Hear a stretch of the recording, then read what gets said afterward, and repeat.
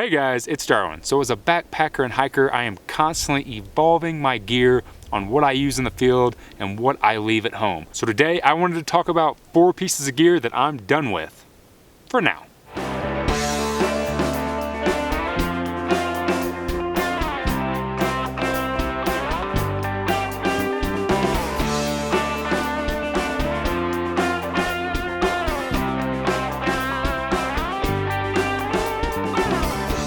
Alright, so like I said, there's a ton of gear in my gear setups that I have been using forever, and I've talked about it in a lot of my videos, suggested it, said I wouldn't hike without it, but lately I've been really trying to dial down my pack for the PCT, get a little bit lighter of a base weight, and just try different things. So even though I've made videos and I've told you guys that you should definitely have these 4 pieces of gear, I'm here today to tell you things have changed and I'm going to be trading them out. So the first one is one that I've been getting a ton of questions about lately, and that's camp shoes. Do I use camp shoes? What type of camp shoes do I use? And I used these guys for the past 3 years every time I went out on the trail. These are the Vivo Barefoot Lights, and I absolutely love them. Well, I loved them.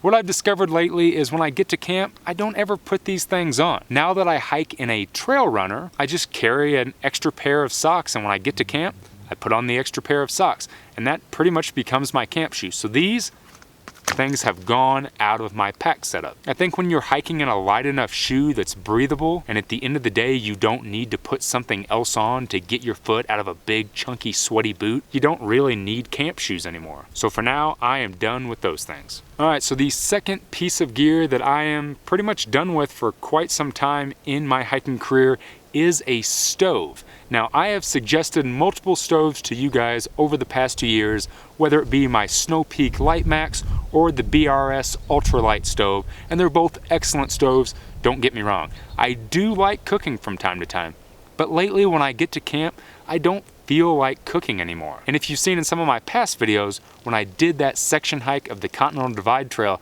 I decided to experiment with going stoveless. So lately I've been cold soaking and eating dry food. So now my cook system consists of this and this. That's it. 2.2 ounces for my entire cook system. I don't carry any fuel, I don't carry a stove, I don't even carry my beloved titanium Snow Peak cook pot. I know, some of you probably thought I'd never say that, but the reality of it is I just don't need it anymore. I'm totally comfortable with eating cold or dry food. And if it simplifies things, it takes out more weight in my pack, it's definitely worth doing for me. So I still have my Sea to Summit Alpha aluminum spork, and now I have this little screw top gelato container. So I can take my dry food like ramen or oatmeal or something, I can put it in here about an hour or 2 before I get to camp, put water in it, seal it up, put it back in my pack, and then by the time I get to camp, everything is rehydrated in this little container and I'm ready to eat. I don't have to screw with getting my stove out, throwing it onto a fuel can, waiting while it cooks, or putting it in my cook pouch. I can just eat my food, set up camp, relax, and go to bed. So for me, this is definitely an awesome switch from coming from a stove. Now in the next coming months, I'm going to be doing a ton of videos, kind of a whole video series on cold soaking and going stoveless. And I did a small video not too long ago on going stoveless, the pros and the cons, and I'll leave a link up here in the corner if you guys want to check that out. But so far, I've really been loving this setup and love trying to find new ways and new things to cold soak and go stoveless with. All right, so the number 3 piece of gear that I am done with for quite some time is actually a piece of gear that not too long ago, I told you that I wish that I had during my 2015 thru hike, and that is my gravity feed system. So don't get me wrong, the gravity feed system is awesome if you're in a place that has tons of water, an abundance of water that you can constantly get. Take the time, fill it up, hang it from a tree, and filter your water.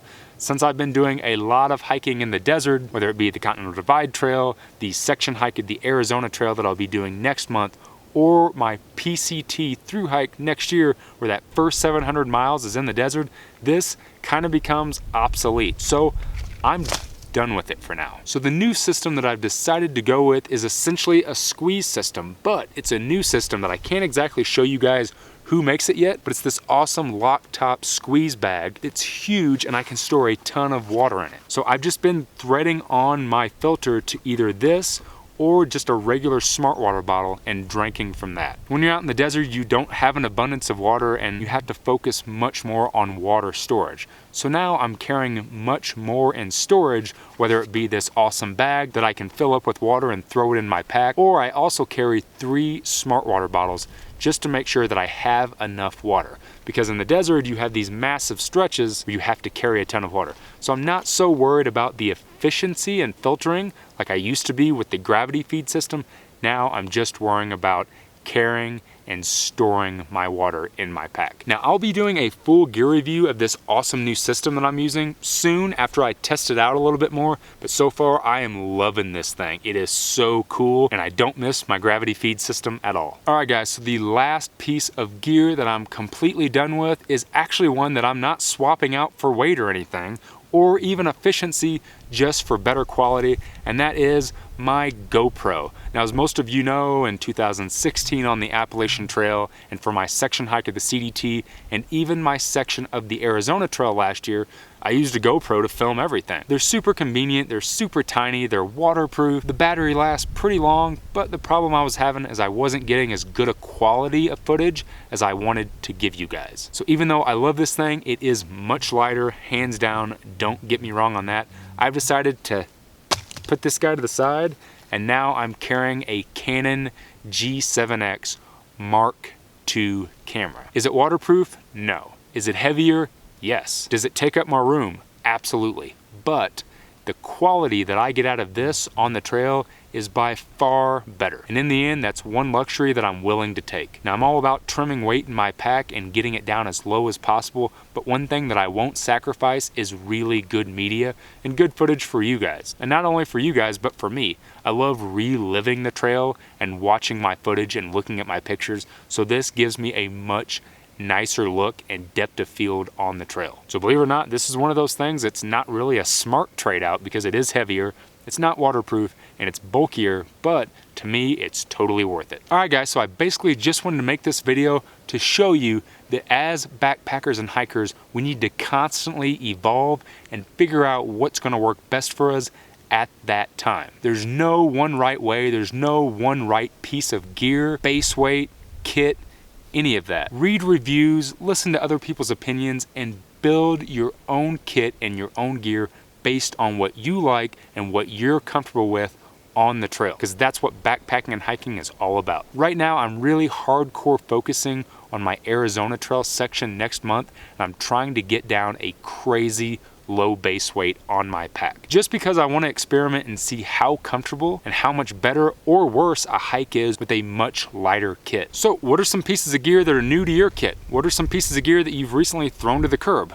Leave them in the comment box below and let me know your thoughts. If you haven't had a chance yet, go over and check me out on Instagram. I've been posting a lot of new photos lately of some of the things that Snuggles and I have going on throughout the week, plus some pictures from some past hikes. If you found any value in this video, go ahead and hit that like button, subscribe to my channel if you haven't already, and as always guys, thanks for watching.